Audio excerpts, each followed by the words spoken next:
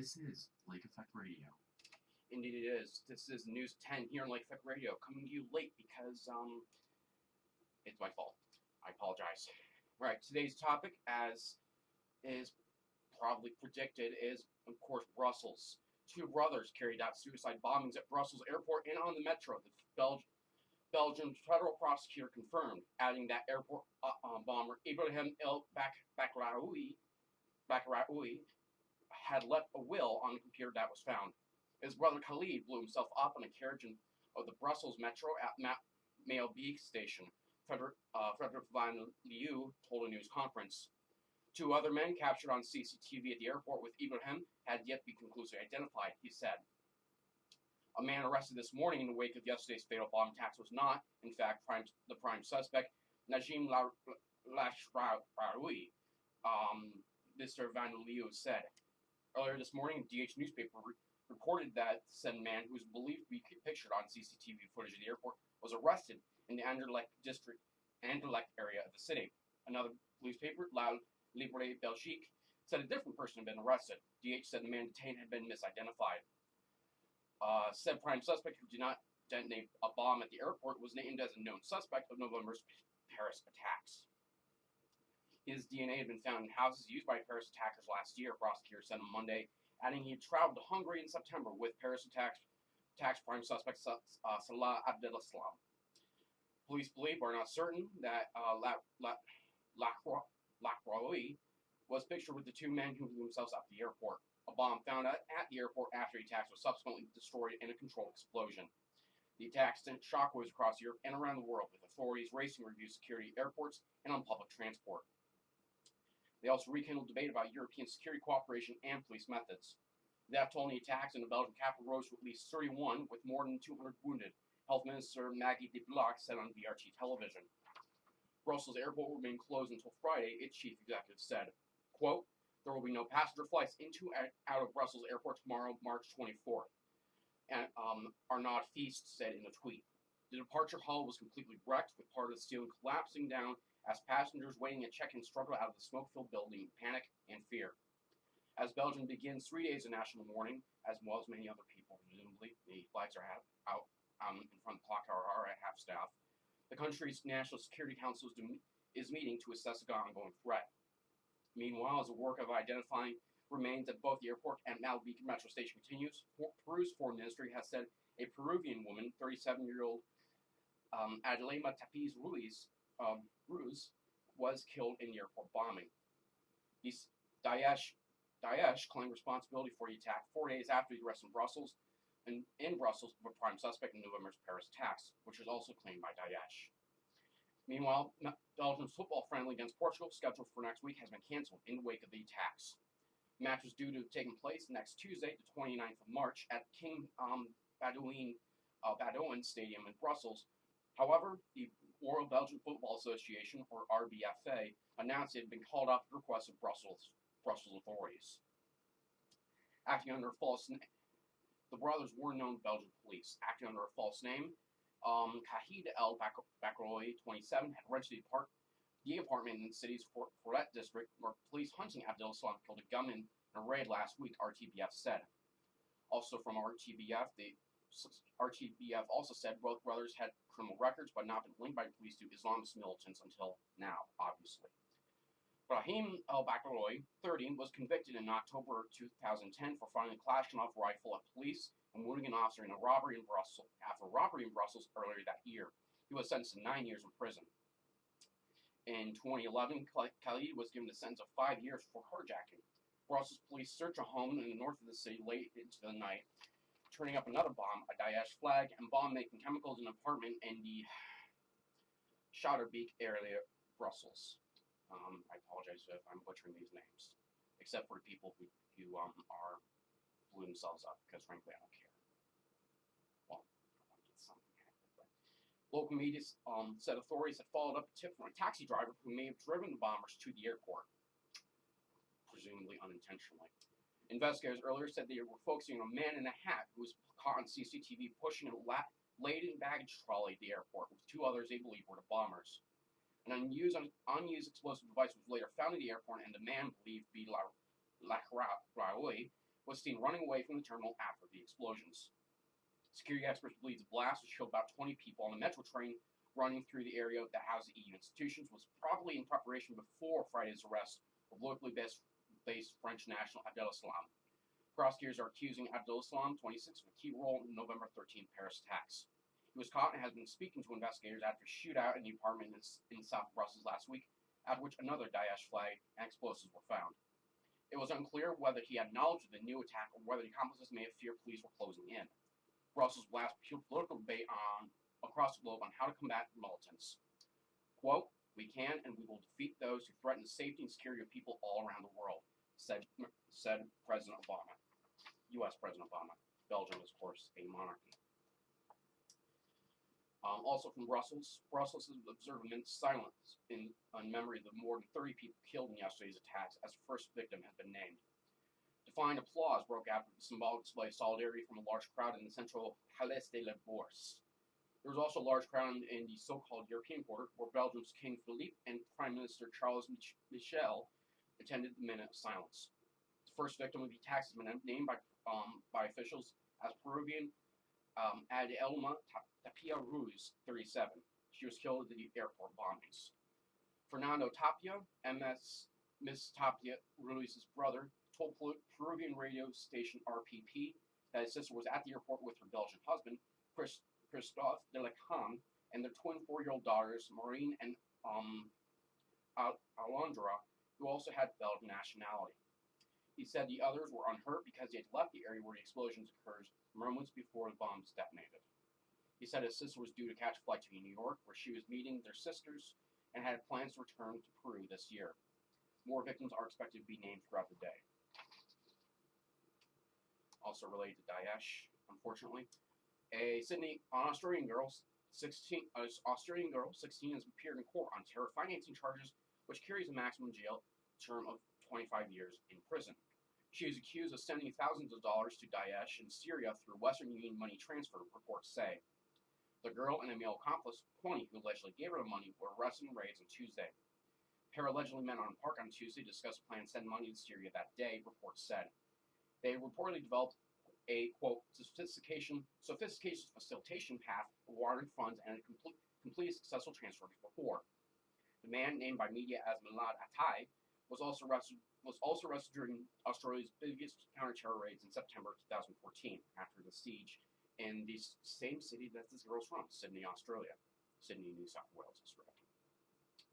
The girl is accused of admitting to a police informant that she had wired 10,000 Australian dollars, equivalent of 7,600 American dollars, to Syria at the behest of a Daesh fighter. She was also allegedly planning to conduct another transfer of 5,000 Australian dollars when she was caught on Tuesday morning in a park along with Mr. Atai, who handed her the money. Our lawyer argued that the prosecution's case was based on inferences in her conversations with the police informant and said it may have amounted to entrapment. Mr. Atai faces charges similar to the girls. The ABC said Mr. Atai, the ABC, not the one in around these parts of the woods, said Mr. Atai was still under investigation over the death of police accountant Curtis Cheng, who was gunned down by 15-year-old Farhad Jabbar. Police reiterated concerns over extremists targeting young Australians. Quote, "It is disturbing that we continue to deal with teenage children in this environment," New South Wales Police Deputy Commissioner Catherine Byrne told reporters on Tuesday. Yes, that's an Australian story, but it was on RTE.ie, and frankly, it was being funded to the same stupid, godforsaken idiots who are going to die horribly, known as Daesh. So, it is relevant.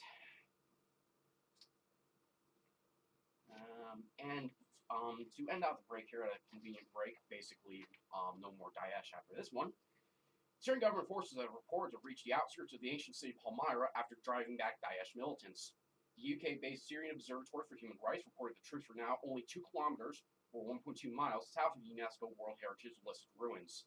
Daesh militants seized the site in the adjoining modern town in May. They subsequently destroyed 2 2,000-year-old temples, an arch, and a funerary towers, drawing global outrage.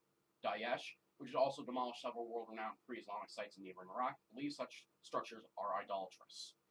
Well, frankly, if you believe so, then have God himself come down and nuke it, or whatever God does to destroy it.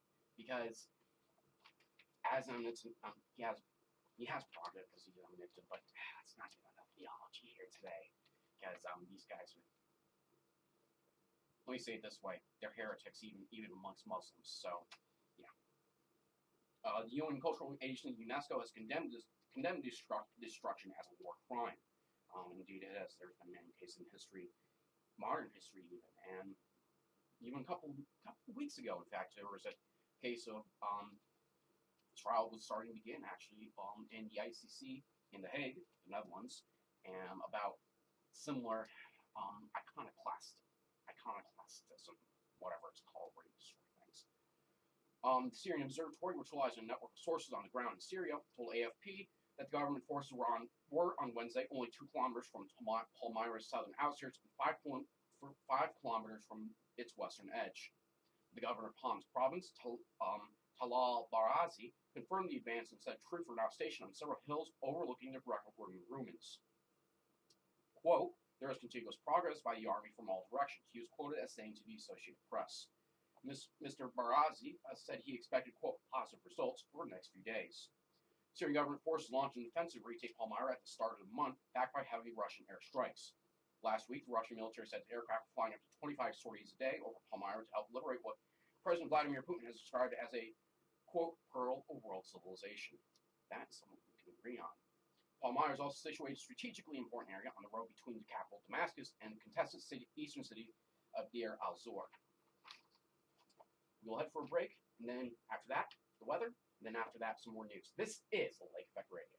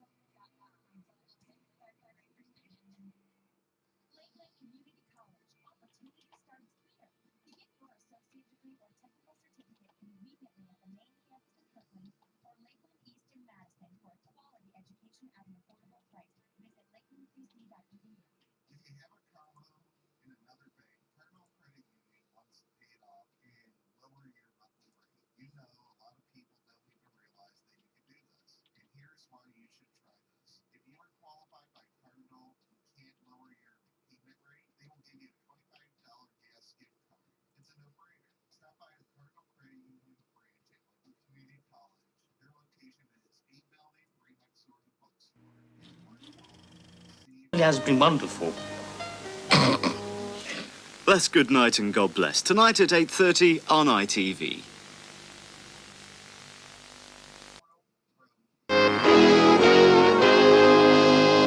This is the Independent Broadcasting Authority. Hello again and welcome to our weekly roundup of engineering announcements for the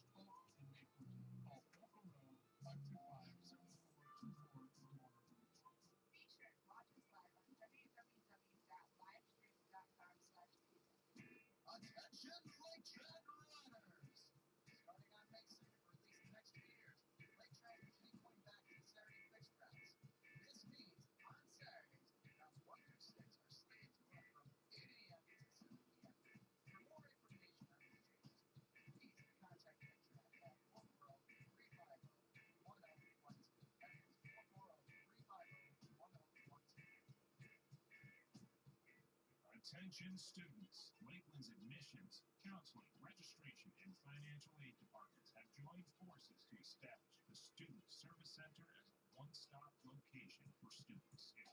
admissions information. Need help to register for classes? Have financial aid questions? Or want to sign up for a walk-in counseling session? The Student Service Center is the place to go. The Student Service Center, located on the first floor of A building at the Clock Tower entrance. You can follow them on Twitter at #LakelandSSC.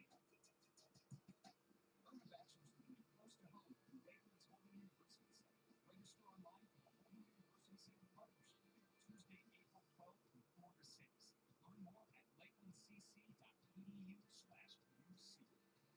We don't do weather forecasts on Lake Effect Radio, so this should take care of the entire day. The snow sucks. It spends all of your pets and it makes you look like a freaking hobo. Report Adventures Outdoors to see if it really is hot enough outside for an egg. Playing in winter months. I never say, Lord, please bring the devil from hell and have him sit his ass crack on earth. And I never heard anybody say, I want to leave on vacation. It's like radio.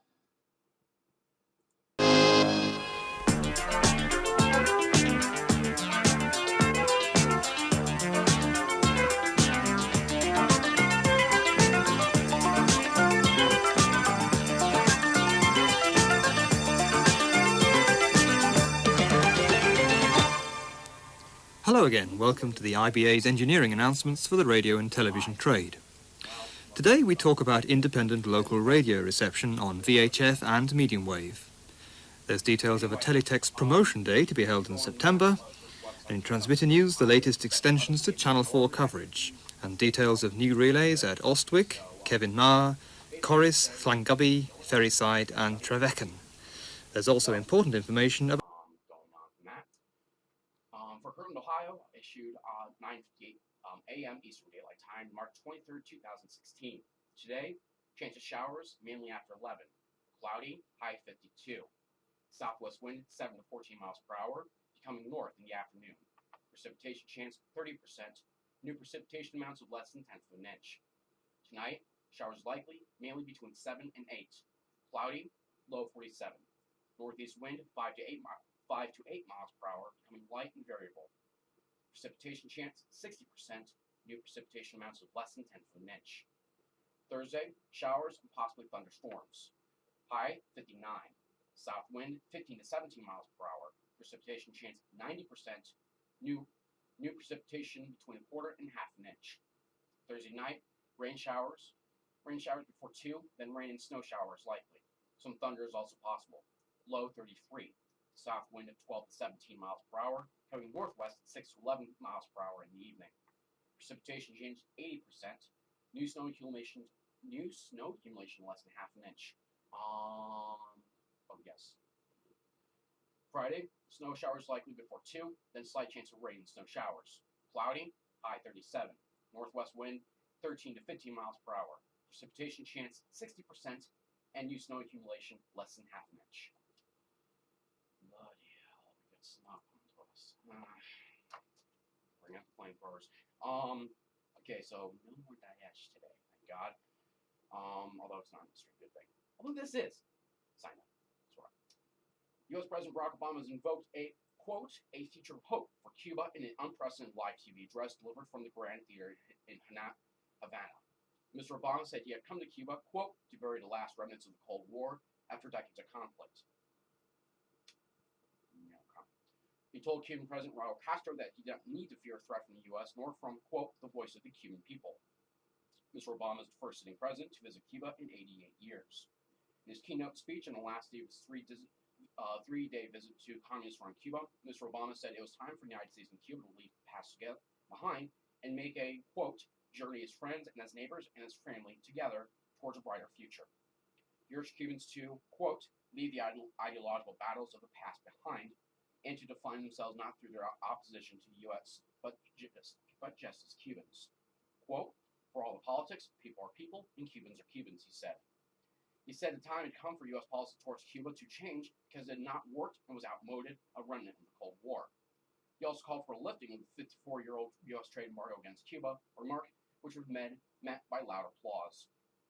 The embargo remains one of the main sticking points of U.S.-Cuban relations, can only be lifted by Congress. He insisted the United States would respect the two nations' differences and would not attempt to impose changes on a communist foreign island.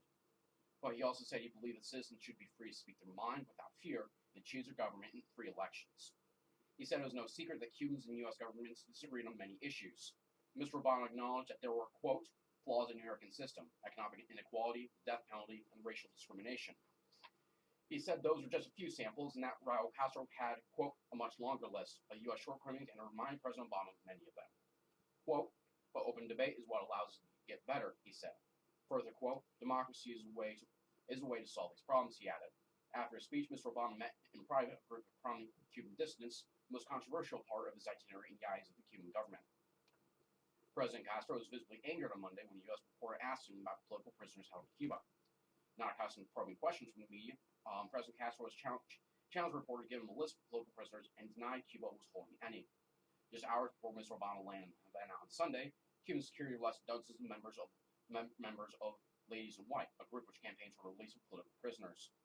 President Obama ended his 3-day visit after joining President Castro at the Latino American Stadium in Havana.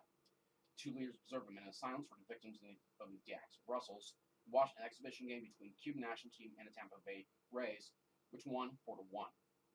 Presumably Tampa, due to the way it's worded. A bit strange. From Havana, Mr. Obama will travel on to Argentina. His presence will coincide with the 40th anniversary on Thursday of the military coup that brought power to one of the most brutal and most demented, I might add, military regimes in the region. Some groups are planning protests because of their alleged support American government schemes to the military coup of 1976.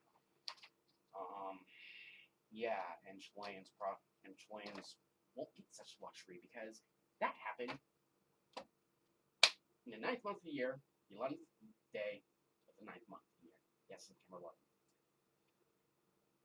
The irony is not lost on me. Speaking of aviation, a Ukrainian pilot has been found guilty in Russia of charges related to deaths of 2 Russian journalists. That thing's been going on. Nadia Savchenko was sentenced to 22 years in jail after being convicted of directing artillery fire which killed them in eastern Ukraine in June of 2014. She burst into folk-style protest song in the courtroom as she was finally pronounced guilty after the judge's 2-day reading of the verdict. She denied all the charges, and her case has become internationally notorious. Ukraine would never recognize the, quote, so-called verdict, President Petro Poroshenko said, describing the trial as, quote, infamous. In a statement in Ukrainian, he added that he was ready to exchange Savchenko for 2 Russian soldiers detained in Ukraine for, quote, their participation in the armed aggression against the country. Savchenko has become a national hero, elected as Ukrainian MP while in detention. Some Irish MPs were elected as such in the first Dáil, I remember. And selfies were reported at the courtroom after members of the Ukrainian delegation unfurled the national flag, that blue and yellow one. Her lawyer, Nikolai Polozov, told journalists that she would, quote, not appeal against this illegal verdict, in which Savchenko was also found guilty of illegally crossing the border into Russia and the attempt to murder civilians. That just raises so many questions, actually.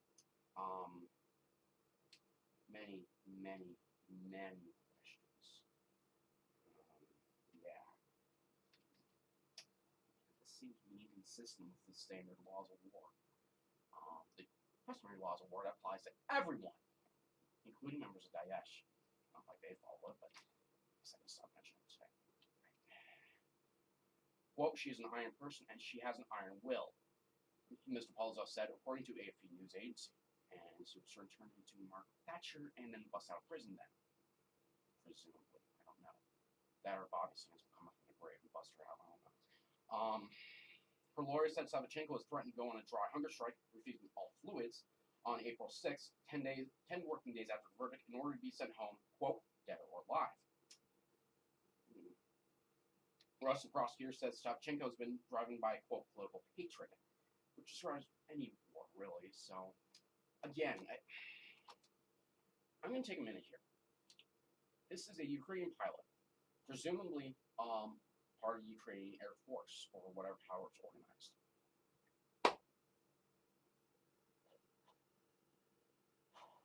So, okay, sorry. So what we have here is a case of basically she is basically being charged as a civilian for something she did as basically as a soldier in a war commanded by Kiev. You do realize, Russia, that doesn't work. It doesn't work like that because it doesn't. You see, if you're gonna war crimes are now it's starting to fix itself. Now, war crimes are one thing, all right. That's why you have court martials. I mean, that's perfectly reasonable. And as much as politicized as this is, if you had court martialed her for saying that she basically directed artillery fire at a journalist, which is legitimately a war crime, if it happened like that, that's one thing. But then you have this illegally crossing the border in Russia and attempt to murder civilians. Okay, an attempt to murder civilians, again, another war crime. But crossing the border into Russia, that's not a war crime that she can be prosecuted for. Now, if you want to prosecute the guys in Kiev for that, it's even bullshit, but it's, understandable. But don't prosecute every soldier for that. Think of it this way. Would you have executed every single member of the Wehrmacht and Waffen SS after World War II? Actually, yeah, you did, sort of, Soviet Union, but never mind. Yeah, this just smells 50 ways to 50 different ways to really mess up a legal system even. Western politicians and intellectuals have been among those calling for her release, echoing her lawyer's descriptions of the process as a show trial and a farce. This is back to the article now.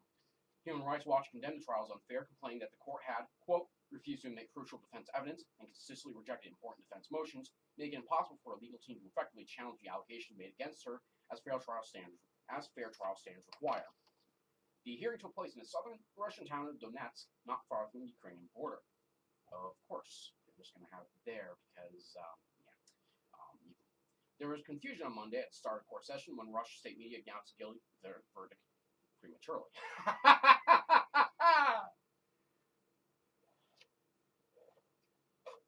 Why am I not surprised? I shouldn't be. And now Jeremiah's going to hate me for overblowing this. Sorry.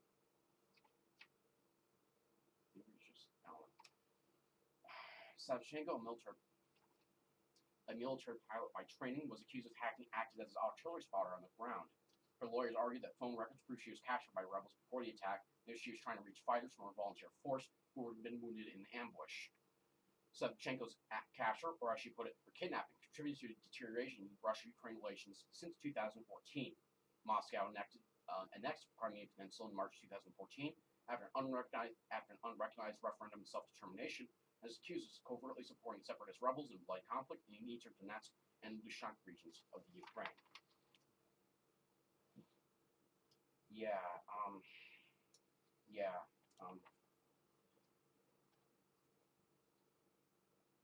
Something's wrong with my headphones. North Korea has threatened a, quote, miserable end to South Korea's president and her armed American allies in its latest colorfully worded attack. And just worded. Because they don't have colors there. The reclusive state declared it would wage a, quote, retaliatory battle of justice against Park Geun-hye, with artillery units standing ready to turn her office into a, quote, sea of flames and ashes. They tried that with Blue Palace back in early 70s. I think it was 1968. Didn't work too well. Basically all the commandos died. While the DPRK warns us not hot air, it will be clearly proved by the miserable end of the U.S. and the Park Group will meet while going blacklist. Yeah, basically it's said the Committee for the Peaceful Reunification for Korea. There are no words. The latest fall comes as South Korea and U.S. states are annual Complete Resolve and Full Eagle military drills, which this year are largest ever in the wake of recent North Korean nuclear test and long-range rocket launch. The massive drills, which include an airstrike exercise targeting key facilities in the north, are a blah blah blah blah against North Korean dictatorship. The CPRK said, basically it's rubbish. Saab urged stores to stop, quote, basing border threats and warned of a, quote, relentless retaliation against any future provocations. It's a cream peninsula. What do you expect? Sorry, I just don't have the desire to do that. It's just rubbish. Rubbish.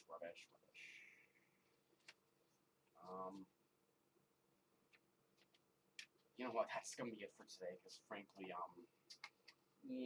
it's all getting a bit rubbish around here. It's not like it started well today either, anyway. But sometimes I dream about cheese, as some guy in City 17 said. And then some guy else starts singing this. Goodbye, by the way.